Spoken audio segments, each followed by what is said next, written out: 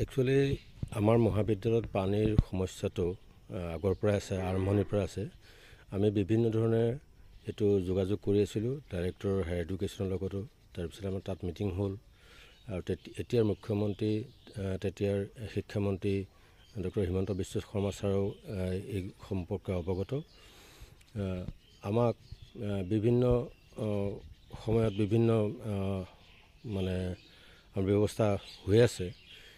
কিন্তু এটা কথা ক'ব লাগিব যে সেই সময়তে আমি যেতিয়া দৰঙৰ DC মহোদয়ক আমি আবেদন কৰিছিলোঁ, তেখেতে ক'লে যে আমাৰ জল জীৱন মিছনৰ কাম আৰম্ভ হ'ব, আপোনালোকৰ তাতে এটা তেনেকুৱা ধৰণৰ প্ৰকল্প দিয়া হ'ব। আৰু মৌখিকভাৱে আমি গভৰ্ণিং বডিৰ পৰা যেতিয়া তেওঁলোকে ক'লে মানে পাব্লিক হেল্থ এক্সিকিউটিভ ইঞ্জিনিয়াৰ মঙলদৈয়ে আমাৰ ইয়াতে মাটি বিচাৰিলে, আমাৰ মহাবিদ্যালয়ৰ ভিতৰতে আমি এডোখৰ মাটি গভৰ্ণিং বডিৰ সিদ্ধান্ত মৰ্মে তেখেতসকলক দিলোঁ।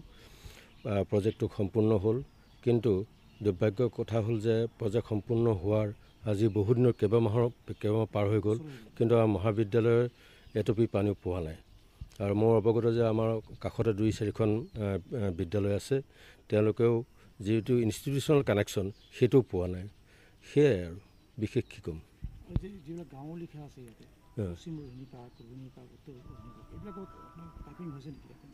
মই ইমান বিশেষ নাই, কিন্তু পাইপিং কৰিছে, পানী যে গৈছে সেইটো মোৰ বোধ নহয়।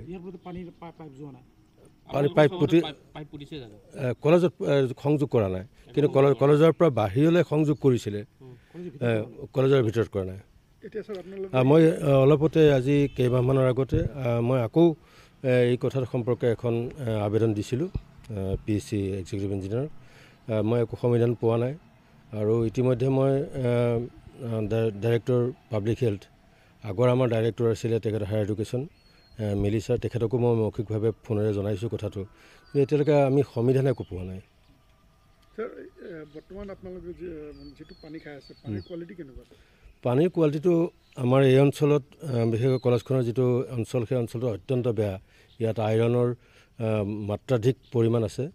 আমি বিভিন্ন ব্যৱস্থাৰে অন্ততঃ অকল ব্যৱহাৰৰ উপযোগী কৰি তোলা হৈছে, কিন্তু গুণগত মানদণ্ডৰ যিটো আমাৰ পানী বুলি কোৱা যায়, পৰ্টেবল ড্ৰিংকিং ৱাটাৰ, সেইটো যে আমি পাইছোঁ, সেইটো আমি আশা কৰিব পৰা নাই এতিয়ালৈকে। তেনেহ'লে ছাৰ 2 কোটিৰ বেছি টকা ইয়াতে খৰচ কৰি যিটো পানী যোগান আঁচনি বনালে, সেইটো তেনেহ'লে ফটোগ্ৰাফেনৰ নিচিনা জল জীৱন মিছনৰ এইটোতো আমি পানী পোৱাই নাই। আমি সেইটো সম্পৰ্কে মই ক'ব নোৱাৰোঁ কেনেকুৱা কোৱালিটিৰ পানী তেওঁলোকে দিছে বা দিব। কিন্তু আমাৰ মহাবিদ্যালয়ৰ আমাৰ ব্যৱস্থাপনাত যিখিনি পানী আছে, সেইখিনি পানী অন্ততঃ ব্যৱহাৰৰ উপযোগী কৰি তোলা হৈছে। আৰু চৰকাৰক এইখিনি আবেদন জনাওঁ যে জনস্বাস্থ্যৰ লগত জড়িত, যিহেতু পানী অতি গুৰুত্বপূৰ্ণ এটা আমাৰ সম্পদ, এই উপাদানটো যাতে গুণগত মানদণ্ডৰ, বিশেষকৈ ছাত্ৰ ছাত্ৰীসকলে ইয়াক পায়, তাৰ বাবে চৰকাৰৰ ওচৰত মোৰ আবেদন থাকিল, চৰকাৰে এইটোৰ প্ৰতি ব্যৱস্থা লয় যেন।